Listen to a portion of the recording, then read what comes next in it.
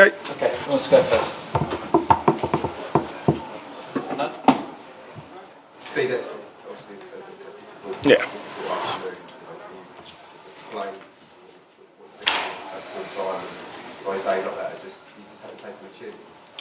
No, we don't just have to take on the chin. We have to deal with it because we fell way short today in terms of competing. You know, of course, we could have played really well there and still not got anything out of the game. You know, it was always going to be a tough game, but the situation we're in, but any situation that you're in competitive sport and football, the bare minimum you have to do is to stand up, be counted, and fight, and be hard to beat. And we just didn't do that well enough at the start of the game. I thought we settled okay. Arsenal obviously had all of the ball and territory, but I thought we were okay in terms of our shape and compact. And we did have one or two moments where we looked a bit of a threat going forward. There's some set pieces, etc. And the second half was about trying to continue that, hoping that with Arsenal chasing for the second goal, we could hit them on a breakaway and try and open up the game as the game went on. But you know, the start of the second half, we were nowhere near competitive enough. I can't think of tackles, even fouls, which can happen when you compete in, even bookings, players running past us, 1-2s, etc. And in the end, you know, if you're not going to do that, particularly at this level, then you're going to get hurt. So it's frustrating because I think it's something that we've made good steps on in the last few weeks, that part of the game. So to take more than a step backwards on that part of our game today is really frustrating, and it ended up costing us. Steve, you've got Brentford and Crystal Palace coming up in your next two home games in the Premier League. Will you learn more from those games than you perhaps will from? No, we learn from every game, Paul. I think that, like I said, it's a difficult scoreline today, but obviously a really difficult performance to look back at and review. And you could see live that we weren't competitive enough. And you know what we have to do as a group is look face up to it, reflect and review accordingly, which will be challenging because it won't be great viewing, and do much better. Because at the end of the day, you know, it was clear that was going on, particularly in the second half, and we got punished. But you will do at this level, you know, not just at the top of the league, at any game. So, like I said, since the Leicester game, we've been much better and harder to beat. And that has to be the base that we start any game from.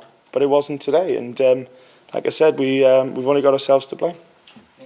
How much of your performance do you think was down to the way Arsenal played? Because they're playing quite well at the moment. Yeah, of course. You know, I don't want to take anything away from Arsenal. They were well worthy of the victory and the scoreline, and like I said, you know, they could have won the game today by us being much better than what we were, but we weren't. And you know, I'm not going to look too much at Arsenal. Obviously, I'm going to look at what we didn't do well enough in the game today, and that's where my focus is. So, and to be honest, you know, like I said, it was Arsenal, a great team and in great form, etc.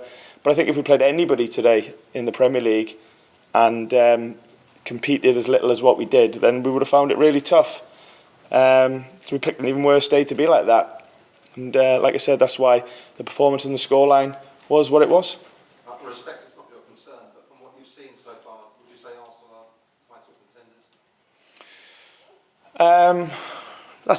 I mean, I'm not really thinking about that too much. You know, we obviously wish him well in that approach, but like everybody else, you know, I'm not thinking too much about that. They were obviously good today, and we allowed them to be as well. Like I said, I don't want to take anything away from them. They were excellent, but my focus, with respect, is just on what we didn't do well enough today, and there were lots of that, and because of that, you know, it's ended up being a bit of a painful viewing and painful for the players as well to play in it. But we've got to stand up now.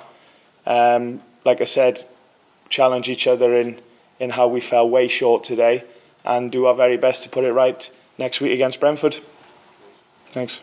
Sarah, and then we'll finish with one more. Yes, sir. You said it felt like a step back, particularly after last week and the strides that you've made in recent weeks. How do you make sure it doesn't go further than that? Like I said, it's it wasn't just about winning last week, and with it being obviously quite a high-profile win against Liverpool, I felt like the last few games we've been much better at what we fell way short at today, which was in the end just being hard to beat and competing in a football match.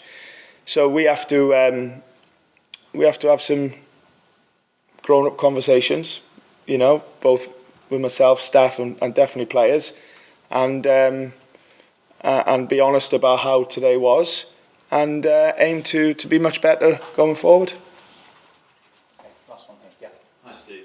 Hi. Apologies for asking about an opposition player on a difficult day, but it was a nice moment full time with you and Reece Nelson. I know you worked with him during your time with the England setup. Yeah.